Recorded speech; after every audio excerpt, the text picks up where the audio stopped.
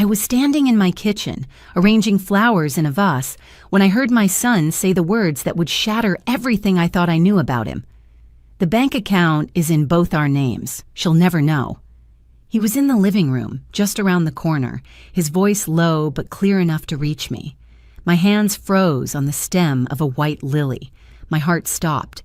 And in that moment, I understood that the child I raised, the man I trusted with my life savings, was planning to rob me blind. I called the bank that afternoon, removed his name, and transferred $840,000 to a new account. When he went to withdraw the money 3 days later, he found nothing but a balance of $0.17. My name is Diane Patterson. I'm 72 years old, and this is the story of how I learned that sometimes the people who hurt you the most are the ones you gave life to. Let me take you back to the beginning, because this story doesn't start with betrayal. It starts with love. It starts with hope. It starts with all the things we tell ourselves when we're making decisions we think will protect the people we care about. I was married to Thomas Patterson for 43 years. We met at a county fair in Ohio in 1968. He was manning a booth for his father's hardware store, and I was there with my girlfriends, eating cotton candy and pretending we were too sophisticated for the whole thing. Thomas had kind eyes and steady hands, and when he asked me to dinner, I said yes without hesitation. We built a good life together, not a fancy one, but a solid one. Thomas worked his way up from store clerk to district manager for a regional hardware chain. I taught 3rd grade at Lincoln Elementary for 37 years. We lived in the same house in suburban Cleveland for 4 decades, raised 2 children, and saved every penny we could. Our daughter, Jennifer, was born first. She was always independent, always driven. She became a nurse, married a good man named Michael, moved to Seattle, and gave us 2 beautiful grandchildren. We don't see them as often as I'd like, but we video chat every Sunday, and she calls me on Wednesdays just to check in. Then there was Kyle. Kyle was our second child, born 3 years after Jennifer. He was a difficult baby, colicky, fussy, never slept through the night, but when he smiled, the whole world lit up. Thomas used to say that Kyle could charm the birds from the trees, and he was right. Our son had charisma, a natural way with people that made everyone want to be around him. But charm, I've learned, can be a dangerous thing when it's not paired with character. Kyle struggled in school, not because he wasn't smart, he was plenty smart when he wanted to be, but because he never saw the point in applying himself. Why study for a test when you could talk the teacher into giving you extra credit? Why work a part-time job when you could borrow money from your parents? Why face consequences when you could smile your way out of them? Thomas and I made excuses for him. That's what parents do, isn't it? We told ourselves he was creative, that he marched to the beat of his own drum, that he just needed time to find his path. We paid for college twice, once when he dropped out after a year and a half, and again 3 years later when he swore he was ready to take it seriously. He dropped out again after 1 semester. He went through jobs like some people go through tissues, sales positions mostly. He'd start with enthusiasm, make a good impression, and then slowly, inevitably, things would fall apart. He'd miss quotas, or clash with management, or decide the company culture wasn't aligned with his values. There was always a reason. Never his fault. When he was 34, he married a woman named Brittany. Pretty girl, sweet, worked as a dental hygienist. We were so hopeful. We thought maybe this would be the thing that settled him, gave him purpose. They had a small wedding. We paid for most of it and moved into an apartment in Lakewood. The marriage lasted 18 months. Brittany left him, and when Jennifer asked her what happened, she said something I've never forgotten. He's never going to grow up. He's 50% little boy and 50% con artist, and I can't tell where one ends and the other begins. Thomas had a stroke 6 years ago, a major one. He survived, but he was never the same. His left side was weak, his speech was slurred, and the sharp, capable man I'd known for over 40 years became someone who needed help buttoning his shirts. I became his caregiver. It was hard, harder than anything I'd ever done. but I never regretted a single moment. He was my Thomas, and I loved him. Kyle came around more during those years. I was grateful for it. He'd sit with his father, watch baseball games with him, help me get him in and out of the car for doctor's appointments. For the first time in years, I felt like we were a family again. I should have known better. Thomas died 2 years ago on a Tuesday morning in September. He went peacefully in his sleep, and I was holding his hand. The grief was crushing, but there was also a strange kind of relief that he wasn't suffering anymore, relief that he was at rest. The funeral was beautiful. Kyle gave a eulogy that had people in tears. He talked about his father's integrity, his work ethic, his dedication to family. He said all the right things. After Thomas died, I had to figure out what to do with everything we'd built together. The house was paid off. We had savings, retirement accounts, life insurance. Thomas had been meticulous about planning. All told, there was just over $1 million. Jennifer sat me down one evening about 3 months after the funeral. We were on a video call, and she had that serious look she gets when she's worried about something. "Mom," she said, "I think you need to talk to a financial advisor, a real one, someone who can help you manage everything." "I'm managing fine," I told her. "I know you are. But this is a lot of money, and you need to make sure it's protected. For you, for your future." She was right, of course. I made an appointment with a wealth management firm in downtown Cleveland. The advisor, a sharp woman in her 50s named Monica, helped me set up everything properly. Most of the money went into investment accounts and CDs. She recommended keeping a significant cushion in a savings account for emergencies and day-to-day expenses, about $50,000 to start. That's where things got complicated. Kyle was having money troubles again. He was 42 years old, living in a studio apartment, working sporadically as a freelance marketing consultant, which as far as I could tell meant he occasionally helped small businesses set up Facebook pages. He'd been behind on rent, his car had been repossessed, and he was drowning in credit card debt. One evening, about 4 months after Thomas died, Kyle came over for dinner. I made pot roast, his favorite. We ate and talked, and then, over coffee, he broke down. "Mom, I don't know what to do," he said, his voice cracking. "I'm in such a deep hole. I've tried everything. I just need a chance to get back on my feet." My heart broke for him. He was my son, my baby boy. And despite everything, despite all the disappointments and broken promises, I wanted to help him. "How much do you need?" I asked. If I could just pay off my debts and get a reliable car, I could really turn things around. Maybe 30,000? It was a lot of money, but I had it, and he was my son. I gave him the money.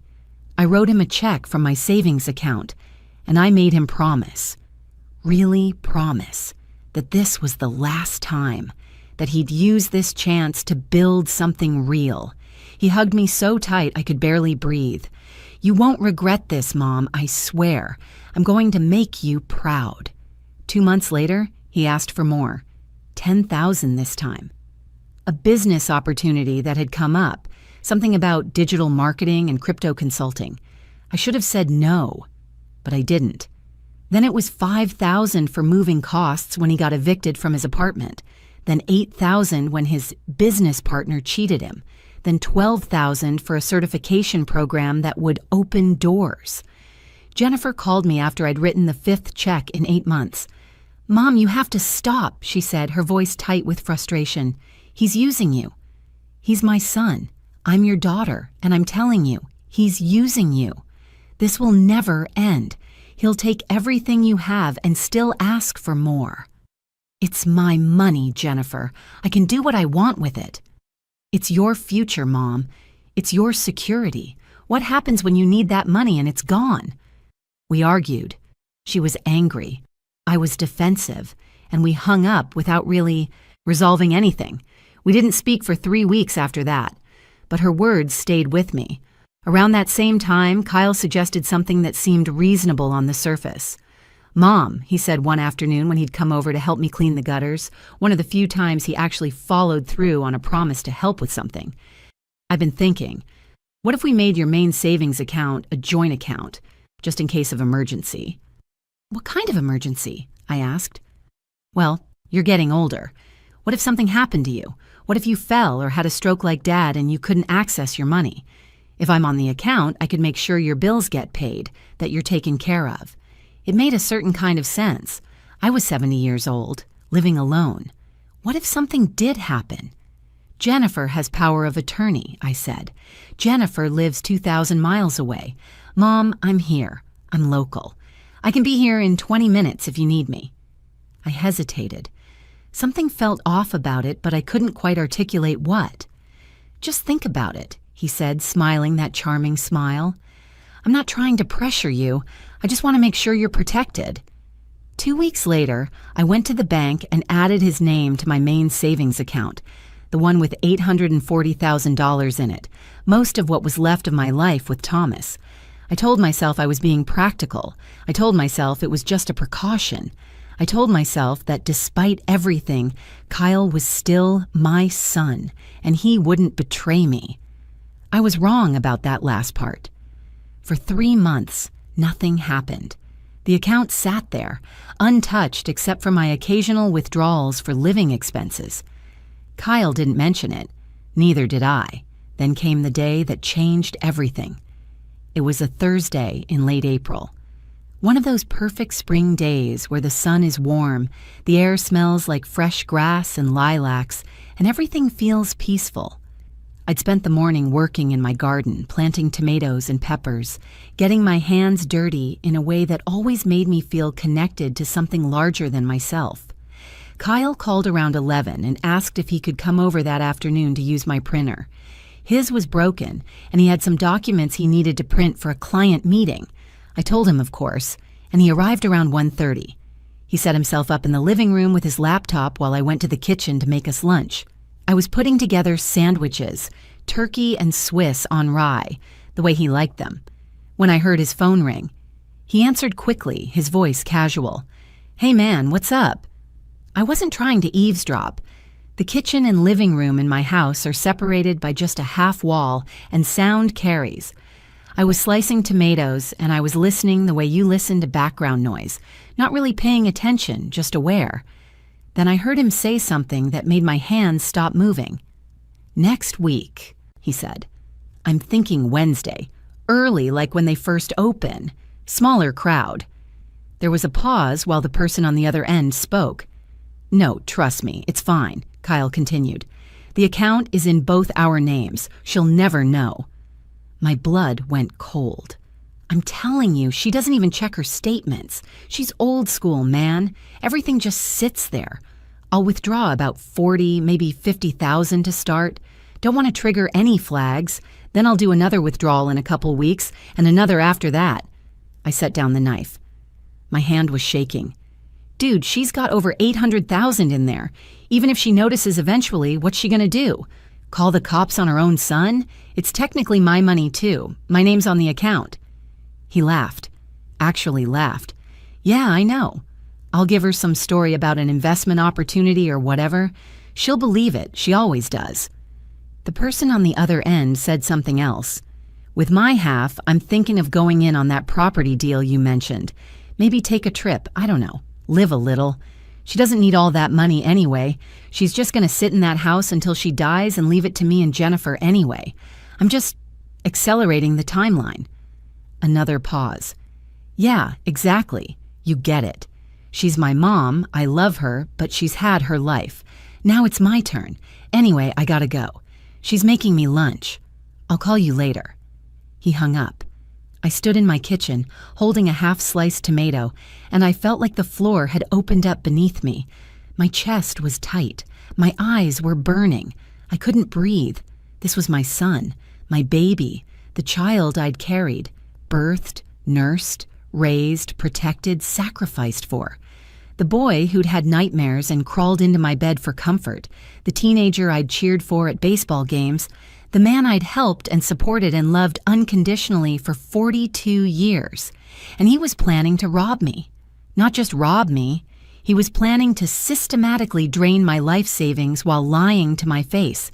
He was going to steal the security Thomas and I had spent 4 decades building. He was going to take my future, my safety net, my ability to take care of myself in my old age, and he was laughing about it.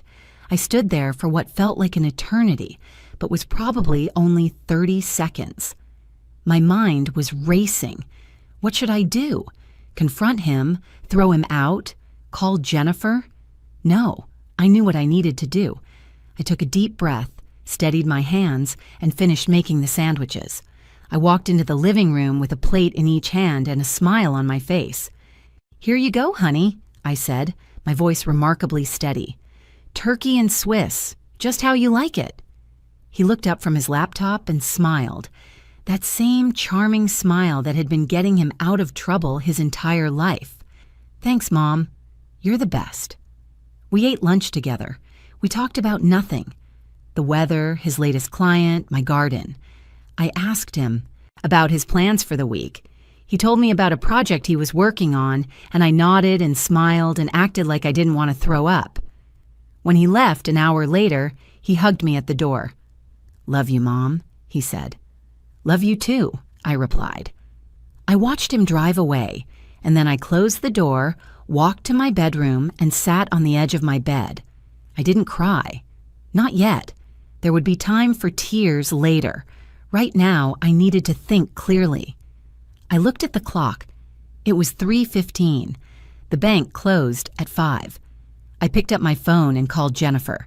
"Mom," she answered on the second ring, surprise in her voice. We'd been cordial since our argument, but not exactly warm. "Is everything okay?" "No," I said. "It's not. I need to tell you something." I told her everything, the joint account, the phone call, every word I'd overheard. My voice was steady until I got to the part about him laughing, and then it cracked. "That son of a bitch," Jennifer whispered. Then louder, "Mom, you need to go to the bank right now, today, this afternoon. Remove his name and move that money somewhere he can't access it." What if I'm overreacting? What if I misunderstood? "Mom," her voice was firm, "you didn't misunderstand. You know you didn't. And even if you did, which you didn't, do you want to risk it? Do you want to take the chance that he's going to steal almost $1 million from you?" She was right. "Go to the bank," she said. "Do it right now. Call me when it's done." I grabbed my purse, got in my car, and drove to the branch where I'd been banking for over 30 years. My hands were shaking on the steering wheel. When I walked in, I asked to speak with the branch manager. Her name was Kathy, a woman in her 50s who'd helped me when Thomas died. She took one look at my face and ushered me into her office. "Diane, what's wrong?" she asked. I told her. Everything. And then I said, "I need to remove my son's name from my account. Today. Right now." Kathy didn't hesitate. "Absolutely. Let's take care of that immediately." It took about 45 minutes. There were forms to fill out, signatures required, verification questions answered. Kathy walked me through each step with patience and kindness. "I'm also going to recommend," she said carefully, "that you transfer the funds to a completely new account, one that he's never had access to, just to be safe." "Can we do that today?" "We can absolutely do that today." We opened a new savings account, a fresh one, completely separate, with only my name on it. Then we transferred every penny from the old account, $843,217, to the new one. "The old account," Kathy said, "we'll leave it open with a minimal balance. Sometimes it's useful for situations like this. If someone tries to access it, the funds won't be there, but the account will still exist. Does that make sense?" It made perfect sense. We left 17 cents in the old account. When we finished, Kathy printed out statements for me. She put them in an envelope and handed them to me with a concerned look. "Diane," she said gently, "are you safe? Is there anything else we can do? Any other accounts or assets you're worried about?" "No," I said. "This was it. This was the only account he had access to." "Good. And if you need anything at all, you call me directly. Here's my cell number." She wrote it on her business card. "Day or night, okay?" I thanked her. I'm not sure I adequately expressed how grateful I was, but I tried. I sat in my car in the bank parking lot for 10 minutes before I could drive. The adrenaline was fading, and reality was setting in. I just protected my life savings from my own son, the child I'd raised, the baby I'd rocked to sleep 1,000 times. I called Jennifer from the parking lot.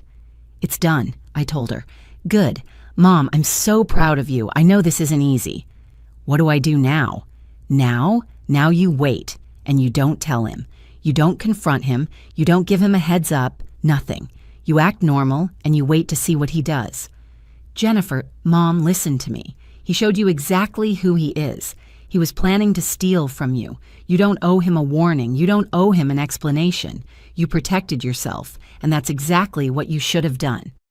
She was right, but it didn't make it hurt less. I spent the next 6 days in a state of numb anxiety. Kyle texted me twice, once to thank me again for lunch, once to ask if I wanted to have dinner that weekend. I responded normally, casually, like nothing was wrong. "Can't do dinner this weekend, honey. I've got book club on Saturday and church on Sunday. Maybe next week?" Wednesday morning arrived. According to the conversation I'd overheard, that was the day he'd planned to go to the bank. I didn't sleep Tuesday night. I lay in bed, staring at the ceiling, wondering what would happen. Would he go through with it? Would he call me? Would he show up at my house? Angry? My phone rang at 9:47 Wednesday morning. It was Kyle. I stared at the screen for 3 rings before I answered. "Hi, honey," I said, my voice surprisingly calm. "Mom." His voice was tight, controlled. "I need to talk to you about something. Can I come over?" "Of course. When?" "Now. I'm in my car. I'll be there in 15 minutes. He hung up before I could respond. I sat on my couch and waited. My heart was pounding so hard I thought it might crack a rib. Every minute felt like an hour. When his car pulled into my driveway, I watched through the window. He sat there for a moment before getting out. His movements were stiff, controlled, angry. He didn't knock. He had a key. He let himself in. When he walked into the living room, his face was red. His jaw was clenched. This wasn't my charming son. This was someone else entirely. "Want to explain something?" "To me?" he said, his voice low and dangerous. "Explain what?" I kept my voice level. "The bank account. My name's been removed. The money's gone." "Oh," I said. "Yes, I moved it." "You moved it." He wasn't asking. "You moved $800,000. I did. Without telling me. "That's right." "Where did you move it?" "That's not your concern." His face went from red to purple. "Not my concern? That's my money." "No," I said quietly. "It's my money. It was always my money. Money that your father and I worked our entire lives to save. My name was on that account, and I removed it, which I had every legal right to do." He took a step toward me. "You had no right." "I had every right." My voice got harder. "It's my account, my money. I added your name as a precaution, and I removed it for the same reason." "What the hell is that supposed to mean?" This was it. The moment. "It means I know what you were planning," I said. The anger on his face flickered, replaced for just a second with something else. Confusion, fear. "What are you talking about?" "I was in the kitchen, making you lunch, turkey and Swiss on rye, your favorite." My voice was shaking now, and I heard you on the phone. His face went pale. "I heard every word, Kyle. The account is in both our names. She'll never know. 40 or 50,000 to start. 800,000 total. She's old school. She'll believe whatever story I tell her. She's had her life. Now it's my turn." He opened his mouth, closed it. For the first time in his life, my charming son had nothing to say. "Were you really going to do it?" I asked, and now I was crying. "Were you really going to steal from me?" "Mom, it wasn't, you don't understand. Then explain it to me. Make me understand how you were going to rob your own mother." "It's not stealing. My name was on the account. Legally, it's as much my money as yours." "No." I stood up. I'm 5'3" and he's over 6 feet tall, but in that moment I felt like I towered over him. No, you know exactly what it is. It's betrayal. It's theft. You were going to take the security your father and I built and spend it on yourself while lying to my face. I needed that money. You didn't need it. You wanted it. There's a difference. I've given you tens of thousands of dollars over the last 2 years. I've bailed you out again and again and again. And it's never enough. It's never going to be enough. Because you're sitting on almost $1 million. You don't need all that money. You're just going to die and leave it to us anyway. The words hung in the air between us. There it was. The truth. Plain and ugly and undeniable. I wasn't his mother. I was a bank account with a pulse. A resource to be exploited. An obstacle between him and the life he thought he deserved. "Get out," I said quietly. "Mom, get out of my house. You're overreacting. We can talk about this." "There's nothing to talk about. You showed me exactly who you are, and I'm done. I'm done making excuses for you. I'm done bailing you out. I'm done sacrificing my security for your convenience. I'm your son." "Then act like it," I screamed. Years of frustration and disappointment and broken promises came pouring out. Act like my son. Act like someone who cares about me as a person and not just as a source of money. Act like the man I raised you to be instead of the con artist you've become. The words seemed to hit him physically. He actually stumbled back a step. "Get out," I said again, quieter now, "and give me your key." "Mom, please. Your key, now." He stared at me for a long moment. Then he reached into his pocket, pulled out his keychain, and removed the house key. He set it on the coffee table. "You're going to regret this," he said, his voice cold. "The only thing I regret is not doing it sooner." He turned and walked out. The door slammed behind him hard enough to rattle the pictures on the wall. I stood in my living room in the house I'd lived in for 40 years, and I collapsed onto the couch. The sobs came then, huge wrenching things that shook my whole body. I cried for the son I thought I had. I cried for the mother I'd tried to be. I cried for 42 years of loving someone who saw me as nothing more than an ATM with a heartbeat. But underneath the grief, there was something else, something harder and clearer. Relief. I'd protected myself. I'd drawn a line. And for the first time in years, I'd put my own well-being first. Kyle tried calling me 17 times over the next 3 days. I didn't answer. He sent text messages, angry ones, then apologetic ones, then manipulative ones about how I was destroying our relationship and breaking his heart. I didn't respond. Jennifer called every day. She was furious with him, proud of me, and worried about both of us. "How are you doing, Mom?" she asked on Saturday. "I'm okay," I said. And surprisingly, it was true. "It hurts, but I'm okay." "Good, you did the right thing." "Did I?" "Absolutely, 100%, without question." A week after the confrontation, Kyle sent a long email. It was a masterpiece of manipulation.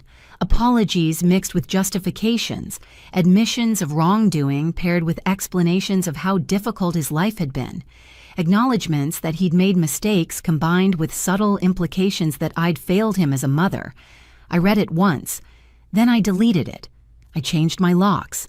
I updated my will to ensure that my assets would be distributed clearly and fairly, 50% to Jennifer, 50% to Kyle, but nothing early. Nothing upon demand, and nothing without ironclad legal protections. I called Monica, my financial advisor, and told her everything. She helped me put additional safeguards in place, ensuring that no one could access my accounts or change my beneficiaries without multiple layers of verification. I joined a support group for people dealing with financial abuse from family members. I learned that my story was far from unique. There were dozens of us, mostly older women, mostly victimized by sons or daughters or grandchildren. We shared our experiences, our pain, our strategies for protecting ourselves. It helped, not because misery loves company, but because I realized I wasn't alone. I wasn't crazy. I wasn't a bad mother. I was someone who'd been taken advantage of by someone who should have protected me. It's been 9 months now since that day. Kyle and I have had minimal contact. He sent a card on my birthday, generic, impersonal. I sent a thank you text. That's the extent of our relationship. Jennifer and her family came to visit last month. We spent a wonderful week together. My grandchildren helped me in the garden. We made cookies. We went to the zoo. It was healing. One evening, after the kids were in bed, Jennifer and I sat on the back porch with glasses of wine. "Do you miss him?" she asked quietly. "Every day," I admitted. "But I don't miss what he was doing to me. Does that make sense?" "Perfect sense. I keep thinking about when he was little, before everything got complicated. He was such a sweet boy." He was. And maybe someday he'll be a decent man. But that's his journey. You can't sacrifice yourself trying to drag him there. She was right. I'm 72 years old. I have enough money to live comfortably for the rest of my life, to travel if I want to help my grandchildren with college when the time comes. I have my health, my independence, and my dignity. I protected myself. I drew boundaries. I chose my own well-being over someone else's entitlement. And if that makes me a bad mother, then I'll accept that label. Because being a good mother doesn't mean letting yourself be destroyed. It took me 7 decades to learn that lesson. But better late than never. My name is Diane Patterson. I'm a retired teacher, a widow, a mother, and a grandmother. And I'm the woman who heard her son planning to rob her blind and who had the strength to stop him. That phone call changed everything, but it also saved everything. And I don't regret it for 1 single second.